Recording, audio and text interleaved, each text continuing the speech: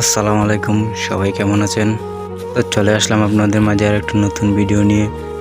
আজকে ভিডিওটা হচ্ছে একটা গরম পানির গিজার লাগাবো। তো চলুন ভিডিওটা শুরু করা যাক। তো গিজারের ক্লামের নাটগুলো টাইট দিয়ে নিলাম। এখন মার্ক নিতেছি,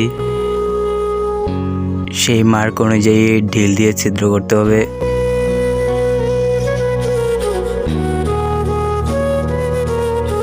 ঢিল দিয়ে ছিদ্র করে নিতেছি। ঢিল দিয়ে ছিদ্র করার পর সেই জায়গায় নাটগুলো বসিয়ে নিতেছি। নাটগুলো বসিয়ে নেওয়ার পর নাটগুলো টাইট দিয়ে দিতেছি।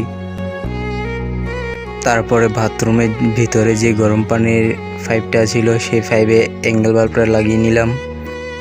আর এটা হচ্ছে ঠান্ডা পানির লাইন, এই লাইনেও একটা অ্যাঙ্গেল বাল্ব লাগিয়ে নিলাম।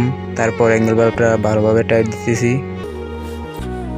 তারপরে গিজারের সাথে যে দুইটা পাইপ ছিল সেই পাইপগুলো ভালোভাবে টাইট দিয়ে নিতেছি।